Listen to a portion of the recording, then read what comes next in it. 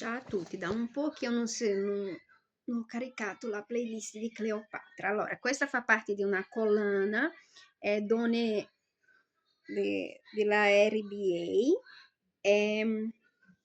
di delle donne che hanno fatto storie. Ovviamente non poteva mancare Cleopatra, eh, che insieme a tutte le altre donne belle, forti, intelligenti, ammirerò sempre, non poteva stare fuori, ovviamente. Mi piace molto ricordare una sua frase: non sono tua schiava, tu sei mio ospite. Questa sua frase è spettacolare, racchiude proprio il tutto. Comunque, racchiude il tutto della libertà di una donna. Tutte le donne dovevano essere come Cleopatra, il mondo cambierebbe in meglio. Allora, i giorni che seguirono, non mi ricordo dove mi sono fermata esattamente, quindi parto da qua, un alleato degno di lei. I giorni che seguirono quelle orribili notti furono pieni di febbrili attività al palazzo. Cesare fece richiudere Tolomeo nelle sue stanze e ordinò che venissero erette delle barricate ad ogni entrata del recinto reale al fine di evitare un possibile assalto. Cleopatra, nel frattempo, era assai impegnata a trovare una via di uscita vittoriosa alla battaglia che ormai incombeva su di loro. Perché mi ricordo che siamo rimasti nella parte che Cleopatra si è fatta ricevere da Giulio Cesare, che Giulio Cesare ha fatto incontrare lei a Tolomeo, che era il suo fratello, e che appunto loro dovevano per forza andare d'accordo per cercare di risolvere quello che stava succedendo in quel momento.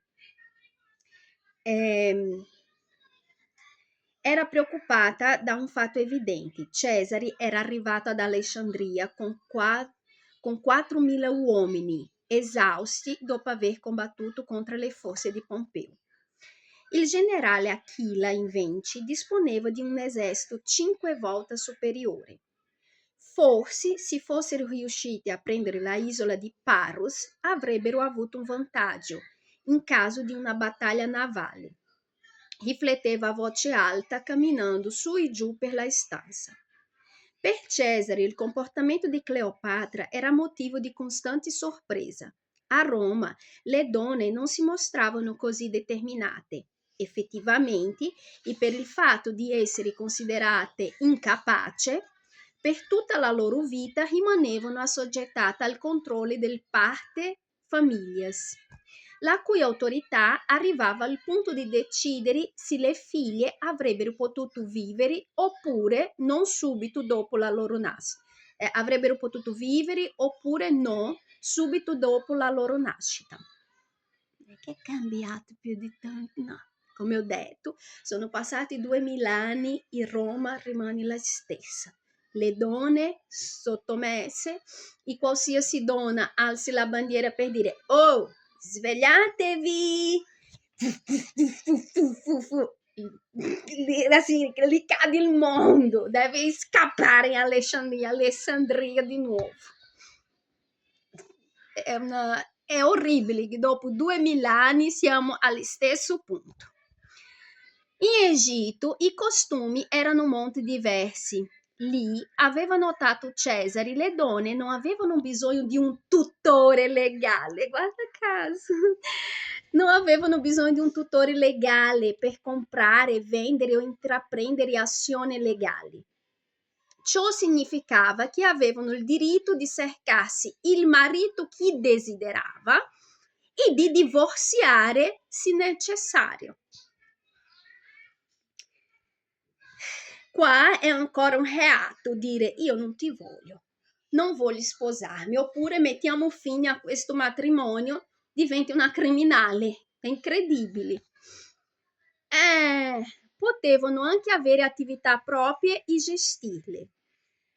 Più di 300 anni prima, lo storico e geografo greco Erodoto aveva scritto, non senza una certa malizia, che le donne egizie erano talmente indipendenti che orinavano in piedi. mentre gli uomini lo facevano accovacciati.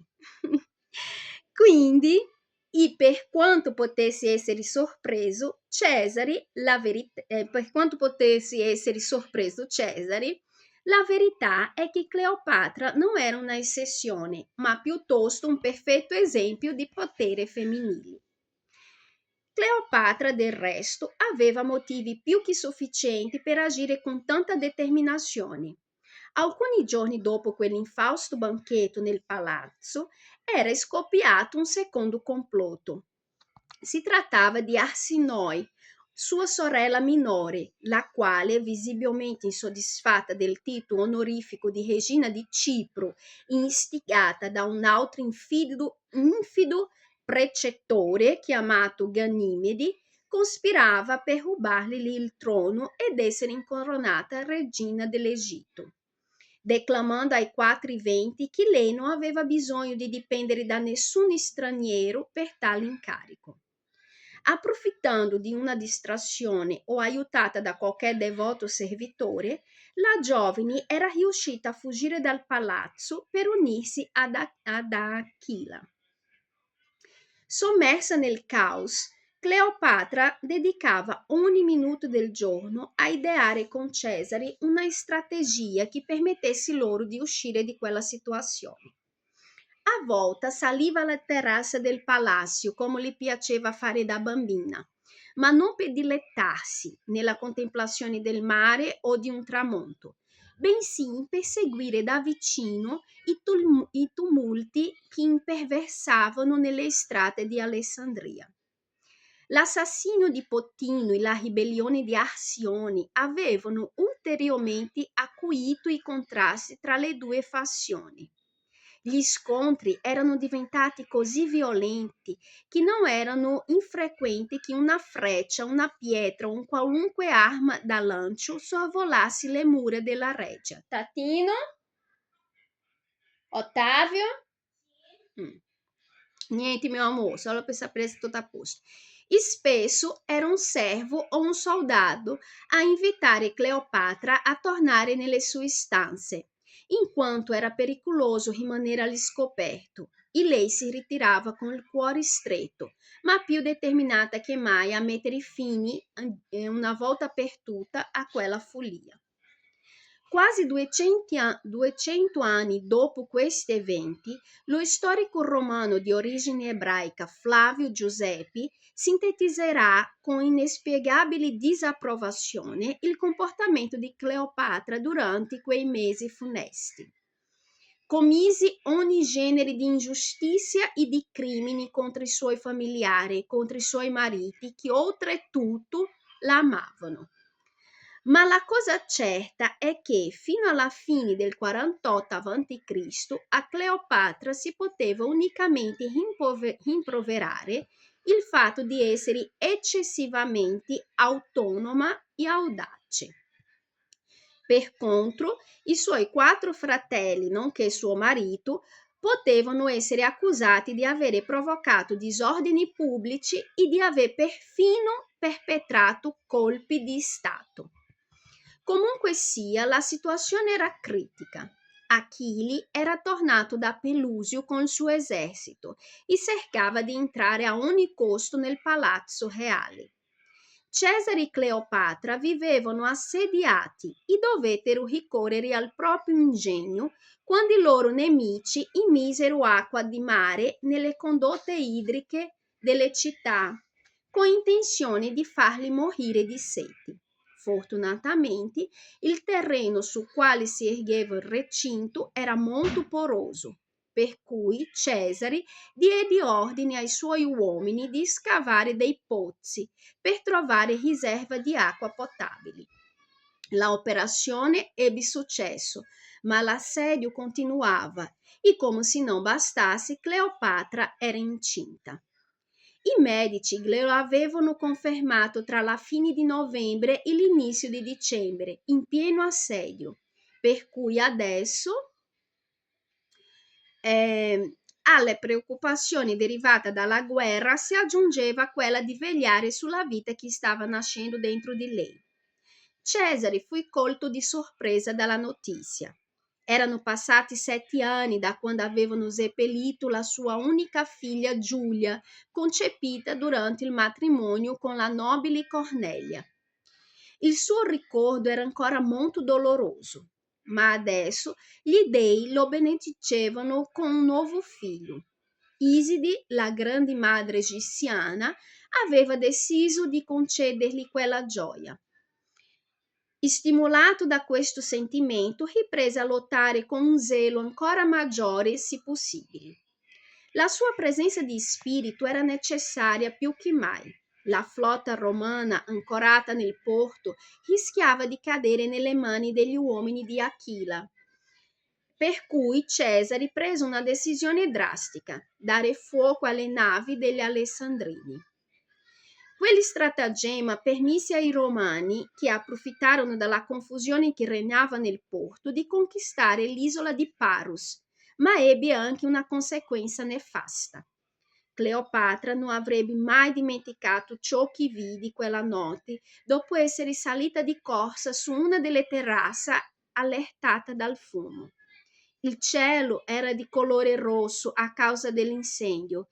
Il vento del sud spingeva il fuoco in direzione del palazzo, lasciando cadere una pioggia di scintille sui giardini e gli edifici del museo. Nel giro di pochi secoli le fiamme divorarono una ala della famosa biblioteca e ridussero in ceneri pile di manoscritti che contenevano tragedie di Euripidi, odi di Pindaro, dialoghi di Platone e importantissime opere di saggezza universale. Il papiro sul quale Eratostene aveva calcolato la circonferenza della Terra con un'approssimazione alquanto vicina alle sue dimensioni reali era lì, avvolto dalle fiamme come le opere di Aristarco di Samos, da cui Cleopatra aveva imparato 1600 anni prima che Copernico lo scoprisse, che è la Terra che ruota intorno al Sole e non al contrario. Probabilmente tutto ciò faceva parte del prezzo da pagare per la vittoria. Ma che perdita ingente, che danno irreparabile per il genere umano. Quella notte, dinanzi al suo sguardo pietrificato dall'orrore, andarono distrutte per sempre alcune grandi testimonianze dell'antica saggezza che i discendenti di Alessandro Magno avevano custodito e che i posteri non avrebbero mai conosciuto. Nemmeno il bambino che portava in grembo avrebbe potuto goderne. Erano svanite per sempre. Fortunatamente, dopo tante pene, sembrava che l'orizzonte cominciasse a schierire. Cesare aveva chiesto rinforzi a vari monarchi orientali che dovevano fedeltà a Roma e si attendevano l'arrivo imminente degli eserciti di Rodi, Siria e Cilicia, così come delle truppe del re di Pergamo e della Giudea. Cleopatra era ansiosa di schiacciare l'esercito di Achilla e di vedere il generale sconfitto ai suoi piedi, o meglio ancora, morto. I suoi desideri furono presto soddisfatti, anche se non nel modo in cui si era immaginata, bensì attraverso un cammino più tortuoso. Ganimede, il precettore di Arisinoi, un uomo dall'aspetto insignificante, era in realtà talmente ambizioso che giunse a uccidere Achilla a tradimento, pur di assumere il comando della truppe. Per Cleopatra quella fu ottima notizia. Oltre ad essersi sbarazzata del suo peggiore nemico, la opposizione guidata dalla sua sorella Arsinoe dava segno di rapido indebolimento. La fine della guerra si risolse sulla riva del Nilo durante gli ultimi giorni di marzo nel 47 a.C. All'epoca Cesare poteva già contare sulle legioni straniere che erano accorse in suo aiuto, in quanto gli alessandrini erano chiaramente demoralizzati. Tolomeo, che era finalmente riuscito a fuggire dal palazzo, aveva sconsideratamente deposto Ganimede, accusandolo di aver permesso l'arrivo degli alleati di Roma. Cesare aveva la vittoria a portata di mano. La mattina del 26 marzo lanciò 3 corti contro l'esercito nemico. Durante lo scontro, Tolomeo, seguito da alcuni dei suoi uomini, cercò di fuggire dal campo di battaglia, lasciandosi in acqua nel tentativo di raggiungere a nuoto la sua imbarcazione. Non venne mai più visto. Quello stesso giorno, 2 legionari di Cesare estrassero dal fiume la sua armatura d'oro, l'unica cosa che rimaneva del giovane sovrano. Il giorno successivo, la mattina del 27 marzo, Cleopatra, che era stata sicuramente informata della vittoria, si apprestò a ricevere Cesare alle porte del palazzo. La via canopica o canopica, non so dove è l'accento, era gremita di gente. Gli stessi che si erano proclamati nemici dei romani e della regina, ora si mostravano contriti. È questo problema della massa, sai? Perché la massa in generale è codarda. Loro, assim, mettono tutta la forza, tutta l'aggressività quando sono in branco, ok? Ma appena si trovano in una situazione di svantaggio, tornano di nuovo a fare i cagnolini. È per questo che io dico, è per questo che esiste chi comanda e chi obbedisce, perché chi comanda non è disposto a barattare, mentre quelli che obbediscono, che è la massa, è come ha detto Roosevelt, è una massa grigia che non conosce né vittoria né derrota. Quindi vanno un po' dove punta dove tira il vento. Sono sono codardi. Gli uomini rompevano le loro lance e le donne si strappavano le tuniche, piangendo dinanzi al passaggio del vincitore. In mezzo alla folla, Cesare si avvicina in groppa al suo cavallo, preceduto dal grande trofeo della battaglia, la corazza d'oro di Tolomeo, innalzata sulla punta di una lancia. Quello era lo spettacolo che Cleopatra aveva sognato tante volte. Era esultante, naturalmente, ma anche furiosa contro gran parte del popolo di Alessandria, che fino al giorno prima la insultava e ora invocava il suo perdono, la solita ipocrisia. È come quando tu ti trovi in disagio economico, è la stessa cosa. Sono tutti i tuoi amici, ti trovi in difficoltà e spariscono tutti, nessuno che ti difendi, poi dopo per una ragione o l'altra tu ti ritrovi di nuovo nella posizione uguale o migliore di prima. Ah, ma è una brava persona, no, ma io ho sempre saputo, lei è il massimo. La solita ipocrisia, capisco benissimo quello che ha sentito Cleopatra.